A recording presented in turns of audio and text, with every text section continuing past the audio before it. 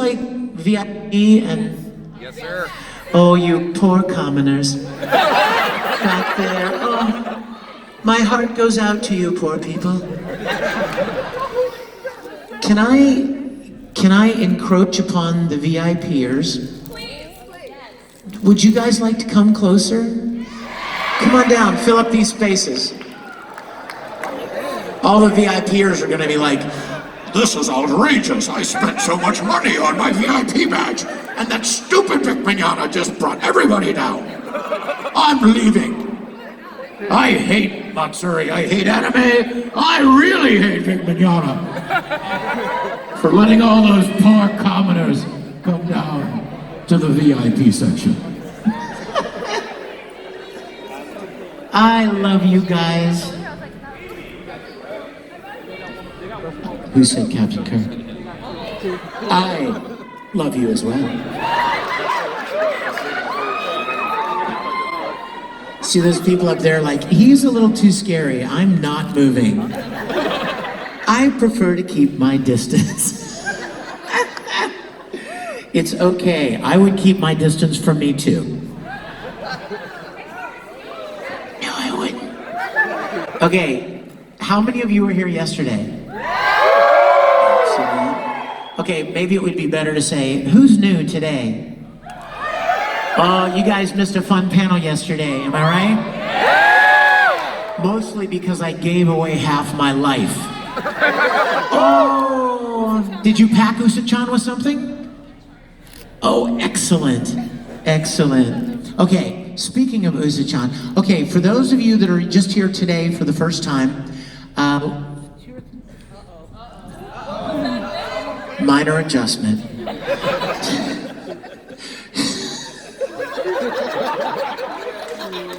Why did I just say that? No. Two or 3 days ago, I was cleaning out a storage unit. I used to live in Houston, and I have 3 storage units, and furniture and all kinds of stuff, and lots of amazing gifts that I've been given over the years. And I thought, well, they could be in one of 2 places. They could either be in a box in storage, or they could be in the hands of the fans that I love and appreciate so much. We love you. Hi, guys. So you thought you were safe, didn't you? You thought, oh, he'll never come back here. Oh my God, he's coming back here. Everybody be careful. Anything could happen. Oh my gosh, you guys look amazing. Wow. Okay, present time.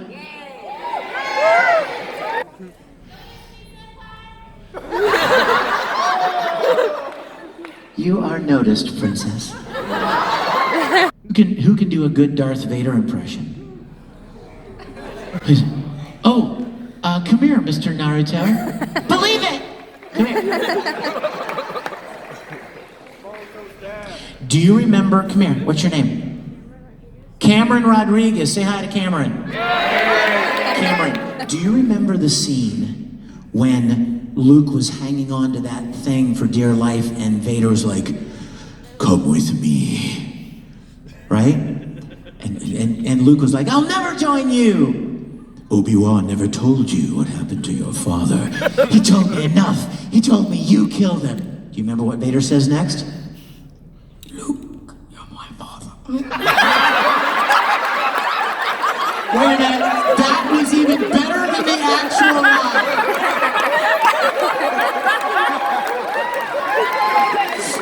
Oh my gosh, that was the greatest day ever. And I listen, don't worry because nobody's videotaping in here. Wait, where's your dad?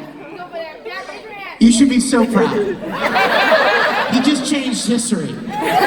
From now on, it's gonna be Luke, you are my father. Give it up for Cameron! Look at that. That is that moment right there when he said, you are my father. That's not true. That's impossible! Thanks, Cam. I have no idea what this is. Yoda. Who said It's a piece of dog poop. He's like, I'll take it. Dude, little Yoda action for you there. You are so welcome. Ooh, more Star Trek cards. Anybody? Woo, nice catch. You just saved that guy's eyeball right behind you. Thank you. Oh my gosh. Who likes Phantom of the Opera? Did you get a present yesterday? Masquerade, paper faces on parade, masquerade. Da da da da da da da. Oh no. Oh yes. Okay. Wow. What? Wait. What? You're gonna give me your sister? No. That is a large no. What? You're gonna give me both? You have two. Somebody wishes they were an only child. How many of you are gonna be here tomorrow? Okay, we will give away the rest of this tomorrow.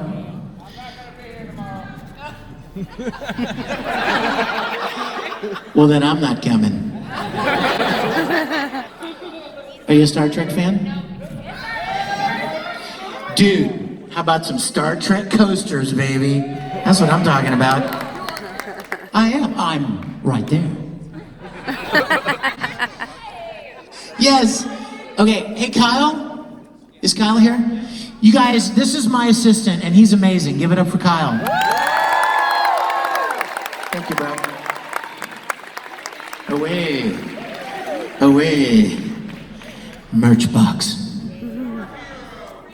What? Yes, Kyle is my hero. Kyle's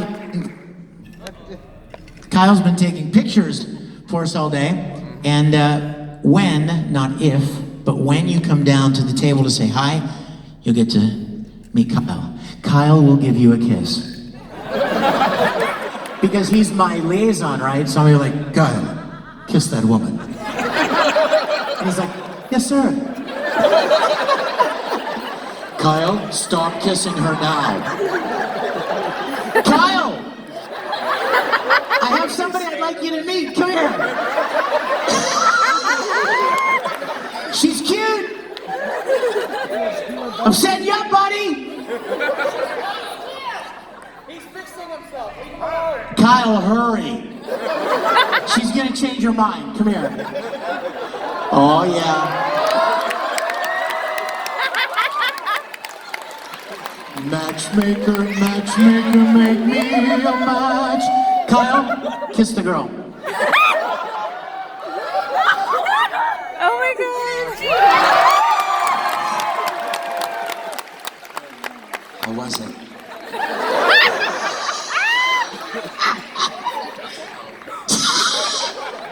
it? Was it good? Kyle.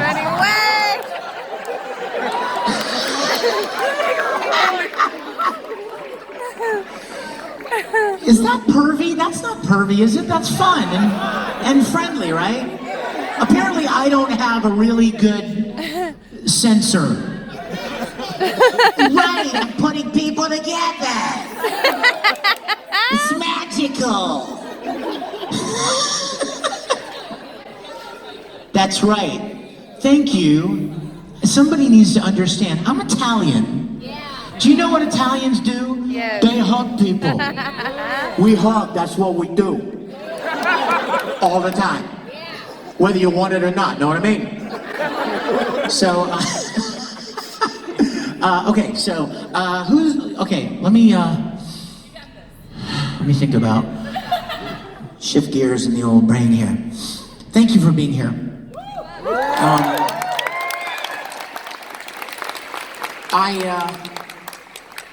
I never thought I would be so grateful. You know how when you get to do something, right there, make a note. That spot, dead spot. You know how when you do something a lot for many years, you kind of get used to doing it. and you kind of, dare I say, take it for granted. Maybe not really take it for granted, but just, you know, you don't expect there to be any reason for it to ever be different. So where I am right now in my life, I am appreciating this opportunity more than I ever have before. You know, I've been in this industry 20 years, and I've done over 300 different animated series and video games, and I just thought it was just always gonna be that way, you know? But you never know what's around the next corner, good or bad. So I just want you guys to know that I have an all new gratitude for each of you and for you being here. I know some of you even came a long way, and there are no words for me to tell you how much it means to me. I hope to get to meet and say hello and take photos, whatever, with all of you. But thank you. If I haven't said enough, remember what I said yesterday? I'm gonna say thank you 100 more times. So thank you so much for being here.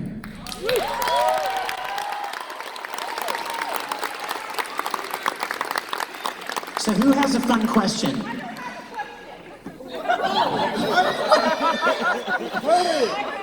I love that. You should get together with Cameron over here, because Cameron changed Darth Vader's line, and I said, who has a question? He goes, I don't have a question. You have a request?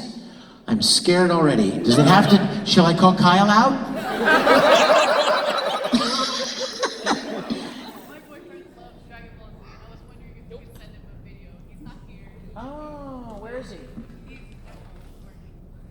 At home? What's at home? Maybe working. Maybe not. What is his name? Antonio? Okay, what's your name? Lily? Okay, go ahead and hit the record button, Lily.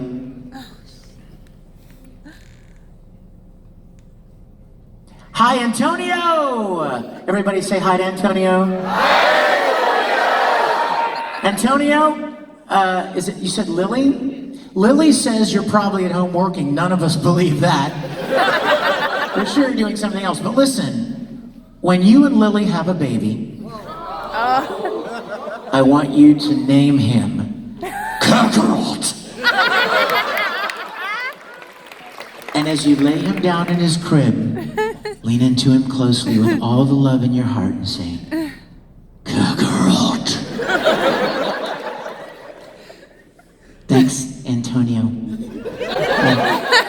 Question? He's got a question. Hi. When you were doing the Full Metal Alchemist, did you have to go against somebody to over? Oh, what a great question. I'm gonna tell you that story. I'm so glad you asked. You guys, when Full Metal, I was living in Houston, recording at ADV here in town, and I had been doing a few things in Dallas at Funimation at that point in time. Probably, let's see, I'd done Broly by then, started doing Broly. Yu Yu Hakusho, anybody remember that show?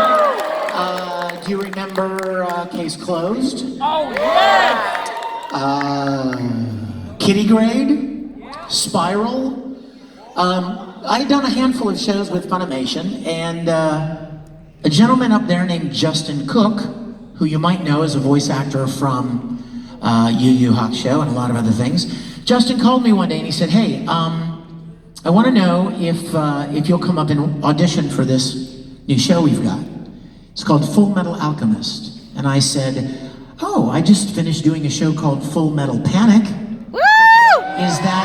Are they similar? And he's like, no, nothing alike. And so I said, sure, I will. So I came up there to Dallas, and I was sitting in they had a little break room at the time.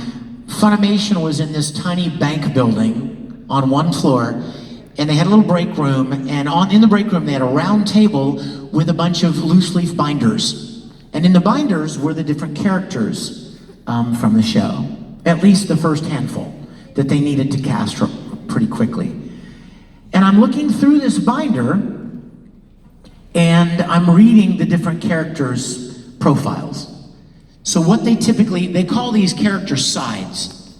And what they typically are, you guys, is it's one sheet of paper, and it'll have a picture of the character, and then a description of the character, and then 4 or 5 lines that the character would say. And that's what you would use for your audition. So I'm sitting in the break room looking over the different characters. I'm like, Roy Mustang.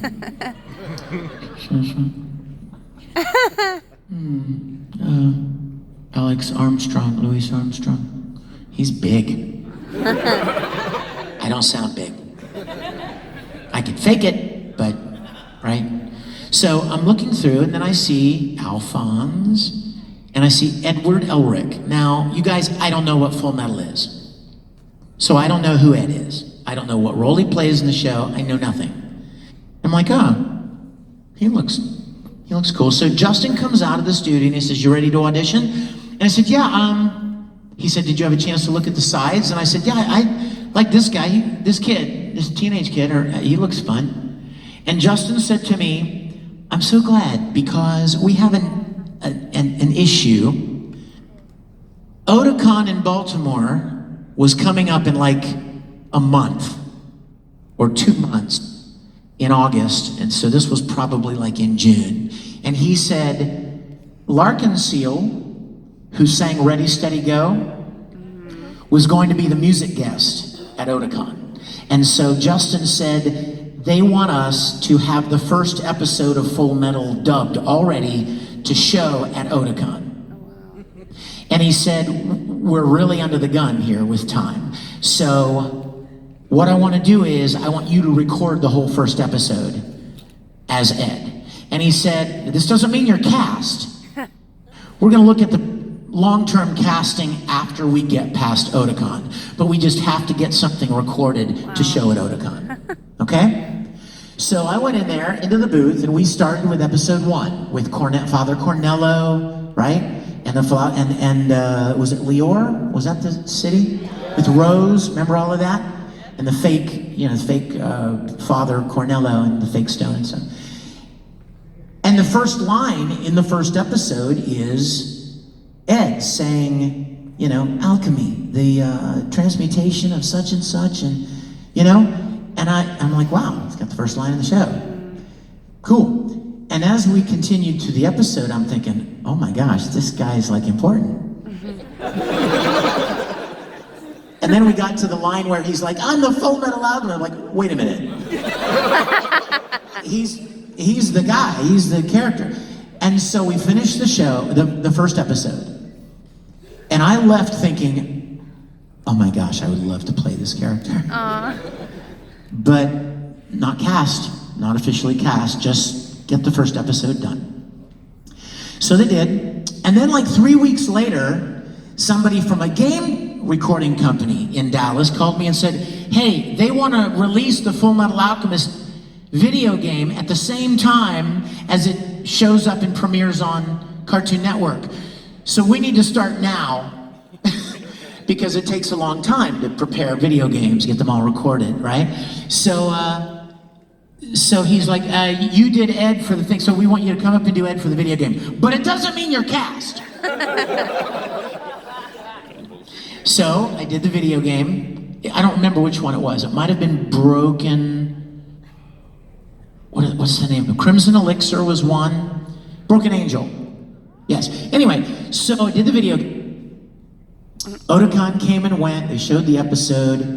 And then I found out that the Japanese company that owned Full Metal Alchemist were actually the ones casting the show.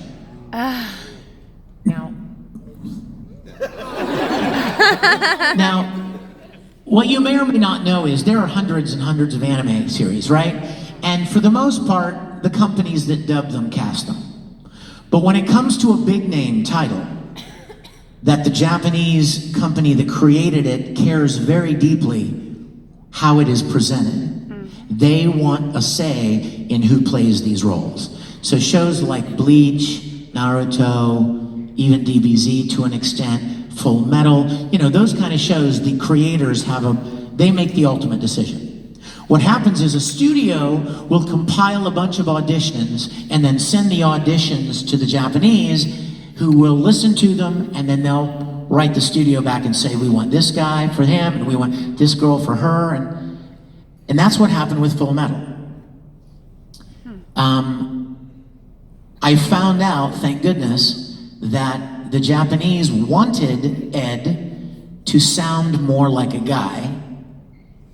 In the original, Romy Park voiced him, and a young lady voiced Alphonse, right?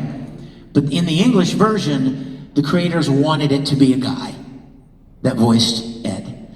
Thank goodness, right? Because if they wanted it to be a girl, then we wouldn't be talking about this.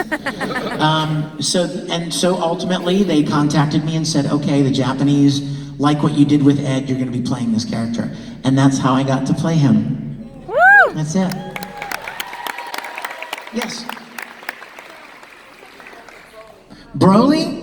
Broly was a funny story because back then, Dragon Ball was nowhere near as big as it is now. I mean, it was popular, sure, but I didn't even know what it was. Like, they called me, a friend of mine I went to a convention, just like this, and I met some people from Funimation. I didn't even know what Funimation was. I worked down here at ADV, and as I was doing conventions, I would meet people from other studios. So I met these guys from Funimation, and then a couple of days after we all went home, I got a phone call. And whoever it was, I can't even remember, said, hey, this is so-and-so, I met you at such and such a convention this weekend, I'm from Funimation in Dallas. So I'm like, oh, hey. And he said, would you like to play a character in Dragon Ball Z? And I said, sure. What's Dragon Ball Z? See, that's the right answer for an actor, right? Yes, what am I doing? Like, before you even know, right? So he said, well, there's this movie coming up, and there's this, can you do like a low, mean, kind of a angry kind of a character? And I said, I don't, what do you mean, like on the phone? He goes, yeah, just say something. On my phone, I'm like, I will kill you. And he's like, okay, that's good. That's fine. You're in. And literally, that was it. And so then I went up and I recorded. And okay, so I didn't know anything about Dragon Ball. So I didn't know that you had to have a Teflon larynx to play a character in Dragon Ball. So I go up to Dallas and I get into this studio and I am ready. I am so gung-ho, right? I'm gonna tear this thing up. I'm gonna give it every ounce I have. So from the very get-go, you know, I'm like, Aah! Like I am, you know what I mean? Like I'm sorry. Oh good, he left. It's like this sound guy's like, So I was going at it, right? I was giving it everything I could. And by about noon, I sounded like this. And I was like, uh-oh, I don't have anything left. And the director's like, well, go home and rest your voice, drink a lot of water, shut up, don't talk to people, and we'll reschedule you to come back a week later. So I went home and a week later I went back and I finished movie 8. And sounded like this at the end again, right? And so when I finished movie 8, I was like, oh, thank God. I got through it. At least he's dead.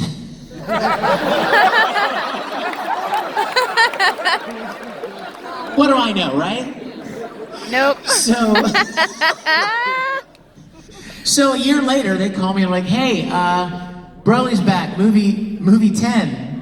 And I'm like, No. what? Wait, like, he died. I saw it, I was there. I helped him And he's die. like, no, he's back. I'm like, okay. So I'm thinking, okay, I'm gonna be more careful this time, right? I'm not gonna let it rip. But I did anyway, because that's just my nature. I'm just one of those people, you know what I mean? Like if we're gonna go out and throw a football, I will dent your chest. Like, you know what I mean? Like you wanna throw it as hard as you can, and you wanna throw something as far as you can, and you wanna kick it as, you know, sports, and just, you know, you wanna give it everything you've got. And that's the way I am with voice acting. I will throw everything I have into a role, and it doesn't even matter what it is. I want it to be the best I can do. So I went back up and I did movie 10. I was like, oh, thank you. Now he's dead now, right? And then he comes back in movie 11, and now he's nothing but a pile of pudding, right? He doesn't even talk anymore. He just, what is that? Dragon Ball, that's what that is. So when 11 done, I looked at the engineers and the people at the studio. I'm like, okay, he's dead now, right? Like, come on, he's Jello. Like, what else can you do with this guy, right? And they're like, yes, he's gone. Good news, right? I made it through, and I still could talk and even sing a little. And so I lost a couple of my high range notes there, but I got through it. So I'm like, well, I did Broly. Wow, that's awesome. I got to play that cool character. On with my life. And like, I don't even know, a few months later, hey Vic, we have this Dragon Ball video game. And Broly is in it. And I'm like, oh, okay. So I went up and did the video game, and it was like, the video game. It's nothing but like screaming, fighting, Kakarot, Kakarot, Kakarot. Scream, fight, Kakarot. Fight, fight, scream, Kakarot. So I did the video game, and I sounded like this at the end, just like before, but I did it. And then there was another video game, and another. You're like, and no. another, and another, and I think somebody told me I've done 13 Wow. Broly video games. So here's the deal. When the new movie was announced, I was really excited. Now it's following me. It's no longer there, now it's here. Because you guys, I love Broly. He just doesn't love me. You know what I mean? Like, I'm proud to be a part of it. I am honored to be a part of such an iconic show. I just wish my voice was a little more resilient. It's just not, I have my voice, especially when you yell a lot. I'm not really good at that, at least preserving my voice. So I was really excited to play him, and everyone's like, I bet you're hating life. Broly's back. I'm like, no. I'm honored to play the character, and I will do everything. I will give it my best, because that's the job. I'm not gonna go in there and go, rah. Is that good? No, because I'm gonna give it my best, even if I sound like this at the end. So the good news with the new movie was, it's a different Broly, right? This is now the canon Broly. This is Toriyama's Broly. And because it was a different Broly, they even said, look, you don't have to do the real low, chesty, that kind of thing. You don't have to do that. You can, and so when he spoke, you heard when he spoke, oh my gosh, when he told the story about Ba and Ba's ear, and I loved it so much. And I was able to use my own voice as Broly. And it was nice. Although I must tell you, when I asked them what the line count was, they said, well, you have 26 speaking lines and 520 yelling, fighting reactions. And if you've seen the movie, you know that's probably exactly right. So, sorry, that was a long Broly story, but that's how I played Broly and have been doing them all these years. You mean Kiss Kiss Fall in Love?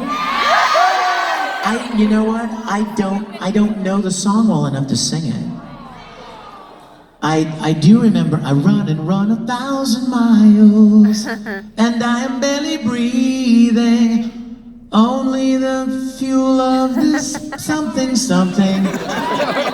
keeps me blah blah blah and moving forward. Could it be I found a place to rest? How far until it's okay? Trees of the blah blah blah blah blah blah make this da da da and Star Trek. I know that's in there somewhere. What's my favorite anime that I've been in? Full Metal. Yeah. And you know what, man? I gotta be honest with you. For a long time, I was always afraid I would never answer that question, honestly. Because I love you guys so much, and I want to give you a good experience, right? So if somebody comes up to me, like the twins here, I know. You're both in your awesome Oran outfits. If they came up to me and said, "Who's your favorite character you've ever played?" I look at him, I'm like, oh. Definitely the king. Tamaki's my favorite. You beautiful commoners. Right? So, I don't know. You are the king. I don't know. Blame Kyle. Thought his head was gonna... you know, and if somebody comes up to me, like, you know, one of these guys over here, like, who's your favorite? I'm like, oh, Broly. You know, I would look them over, and if they're wearing like a Vampire Night necklace, or you know, or a Full Metal, or whatever, I would usually say, or Ruby, I would, oh, I love Uncle Crow. He's a good guy. And so I would always say whatever I thought maybe they would like. Until we finished recording Brotherhood. And I still remember so vividly recording that last monologue of Ed's when he was getting on the train after he says goodbye to Winry, and he's like, there's no such thing as equivalent exchange. You know that one? Yep. The best. Yeah, exactly. You know, sacrifices are necessary, but if you can endure the pain and rise above it, you'll find that you have a heart strong enough to overcome any obstacle. Yeah, a heart made full metal. And when I realized that was the end, when I realized that was quite probably the last time I would ever play that character, I got pretty emotional about it. And I even put my phone on the ledge of the window and recorded me doing that last thing, just to have it, you know, as a keepsake. And so from that point on, I pretty much have to tell people, yeah, Ed's probably the thing I'm most proud of. Tamaki is a very close second place. But I really enjoy all of them, so it's very difficult to pick one. You know, if you really love what you do, it's really all varying degrees of fun. You know what I mean? It's all varying degrees of privilege and gratitude for getting to do them. I've never done anything like I hated and, oh, I can't believe I'm doing this, what a stupid character, this is dumb. No, I enjoy them all very much. Ask your question. In the anime Ghost Stories, I don't even want to hear this question.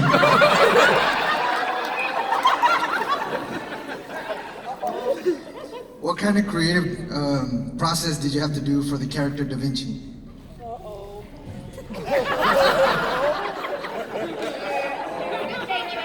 This Haichu's good.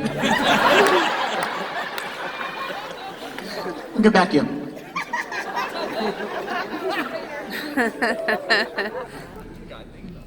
Still thinking. Take your time. Dang, that's good. Those apple Haichus are great. Bananas are kind of good too. The banana Haichus, great. You know what? Ghost Stories was weird.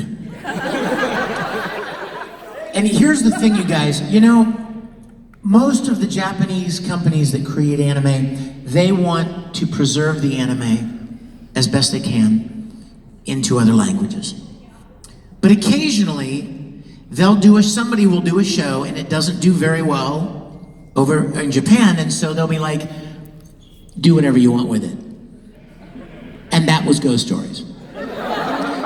Apparently it didn't do well, and so the creators sold the license to ADV, or rented the license to them, And they basically said, look, do whatever you want. Like, we don't even care what you do with it.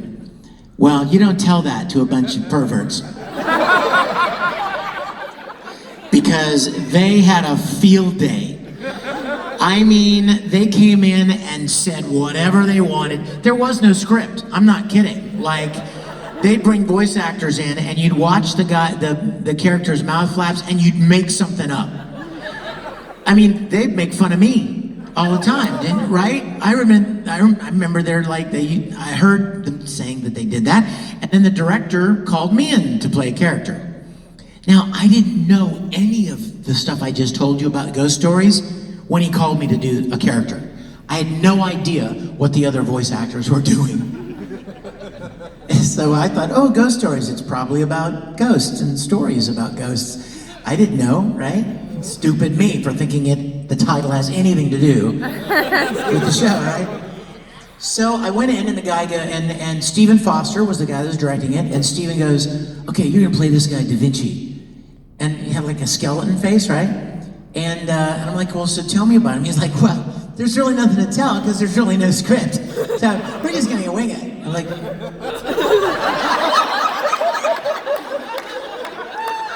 how's that work exactly? So we just literally just kind of, how we doing? How are we doing on time? 22 minutes. 20 minutes? Okay. 22. 40 minutes? 21. No, I have to get back downstairs. There are people downstairs that are gonna stone me when I get back. You told us you'd be right back.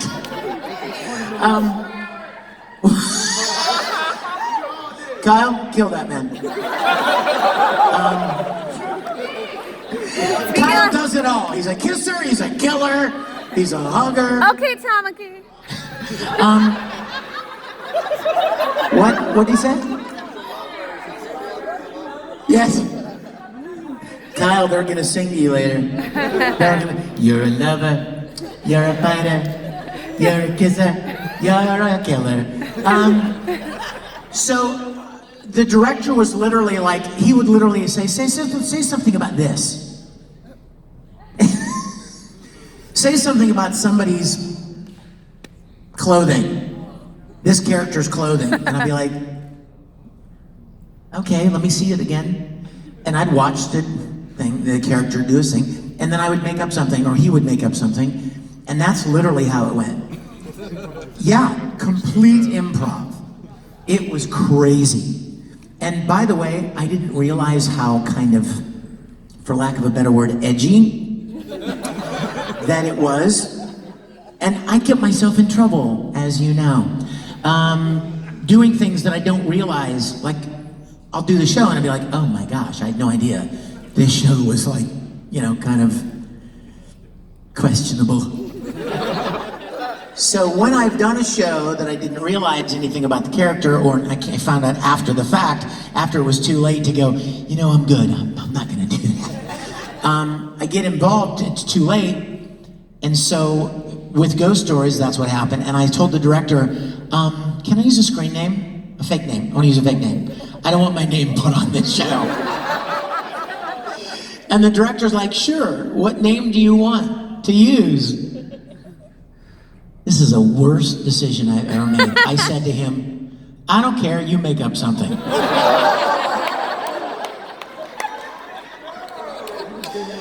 And then I left. And months later, the Ghost Stories DVD that I'm on comes out. And the name that he made up for me, he knew I was a Star Wars fan. Oh no. Do you remember my name in my screen name in the show? Obi Frost Tips.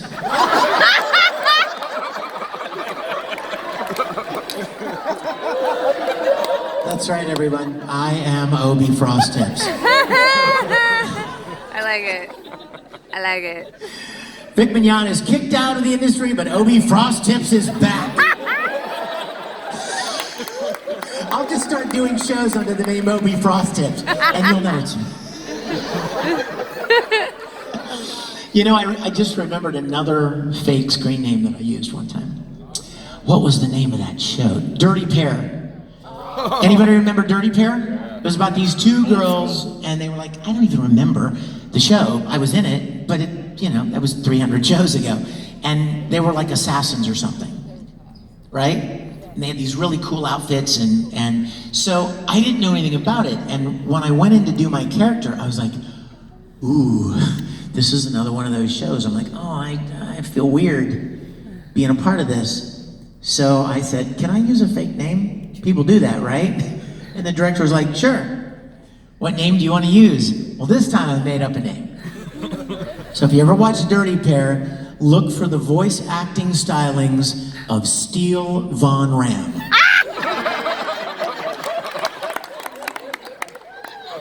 And the famous German voice actor, Steele Von Ram. What does that even mean? I don't even know. Hey, I want to take a minute to talk about something I talked about yesterday, remember? I told you I was going to talk about it again because there would be people here today that were not here yesterday. For those of you that are here today, we kind of talked about some heavy stuff yesterday, right? Hopefully it was good. Hopefully it was positive and encouraging. That's what I want more than anything. But what I want to encourage you guys to do, if I don't ever get to see any of you again, or a lot of you again, if this is the only event that you come to that I get to see you at, I want to leave you with this encouragement. Everybody in this room, indeed everybody on the planet Earth, wants to feel noticed. They want to feel valuable. Everybody wants to feel like somebody is paying some attention to them, that they matter to somebody somewhere. And unfortunately, there are a lot of people in the world who want that attention so badly that they will do anything to get it, or say anything to get it. That the highlight of their month is if 50 people like their post. That's a dangerous road to go down, you guys. It's a very dangerous road.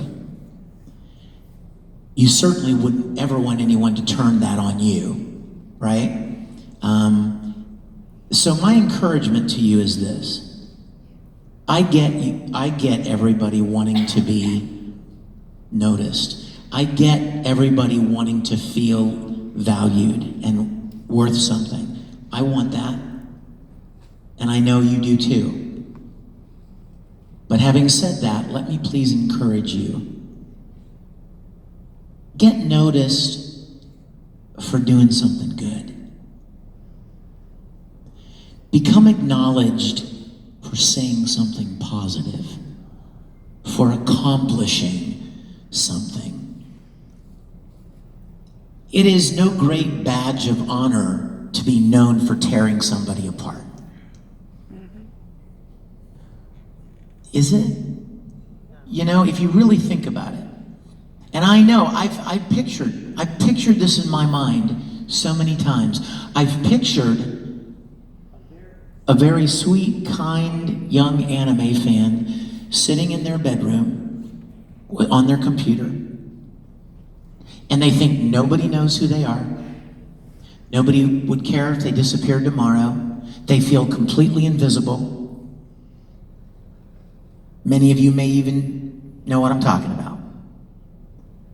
And then they see something online, or they even start something. They think, I could post something here, and people would notice me, and I would get a little bit of attention from it. And and so they start down that path. Please don't do that. The world has plenty of people in it that are mean-spirited, that are unhappy with themselves, and so they somehow want to feel better by hurting other people. You know what I mean? It's like you see somebody that's maybe doing well, or somebody that's succeeded at something, or somebody that's accomplished something, and you can have one of two responses. You can either be like, bless that person. I'm going to work harder to try to do that myself, to try to achieve that myself, right? That would be the positive response.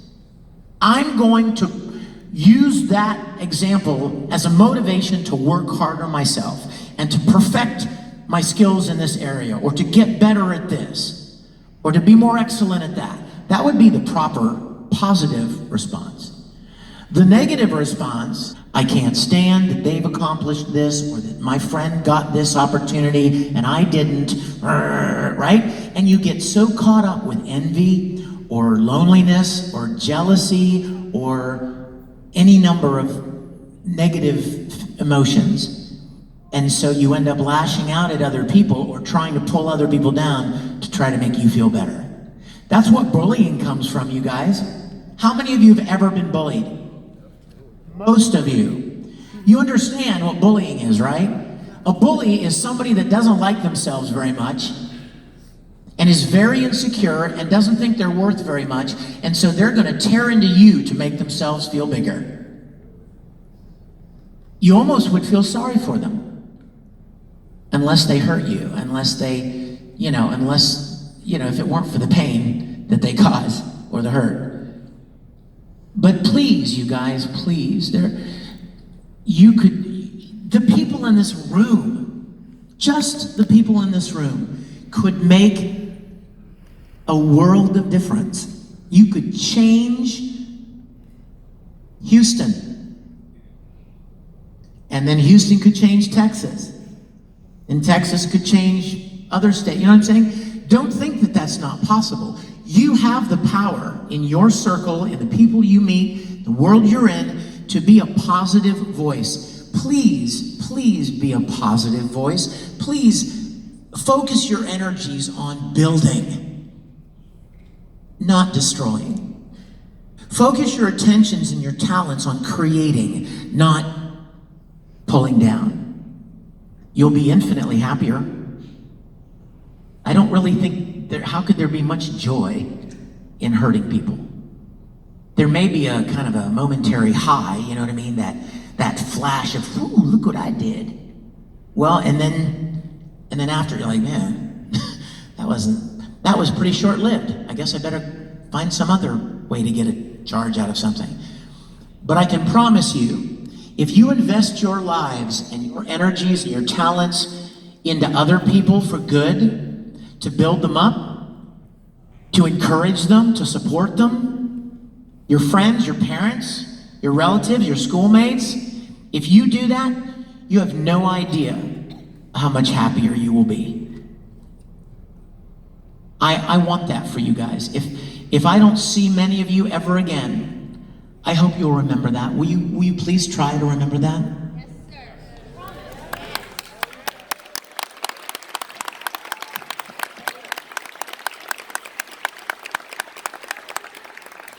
I love you guys. I love you guys. And you know what? I've stumbled and fallen a lot in my life. I've made a lot of mistakes, as we all do. But if we can learn and do better, and be a positive voice and a light in our lives and to the people around us, it will make all the difference. I hope you guys will take that to heart. Sorry, that was kind of deep, but I had to say it. I could not say it. Yes, sir. Question? Yes, You look awesome, by the way. thank you. Thing is, with all the kick stuff going on. Let's not talk about that. Okay. What's your good word? Here's a good word. What's your good word? Honestly, it's all just stuff that I think is gonna exist. Well, Because everyone has their problems, but the thing is, because we have a problem, because we have our own thought process, it's not me that is the end of the world. We definitely not. can always overcome. I agree. I agree. Thank you, my friend. You guys, I love you guys. Can I tell you something? Everybody that I've ever, I love people. I really care about people. And I don't want, don't anyone here think that I have any kind of animosity or malice toward anybody. I certainly wish some things were different than they are, but you know what? And I'm gonna say it, I said it yesterday and I'm gonna say it again, and I hope I don't offend anybody, but my faith is very important to me. And so I'm going to say, in my heart, I believe in my heart that God is in control, and I just have to trust that what's gonna happen is gonna be what He wants to happen.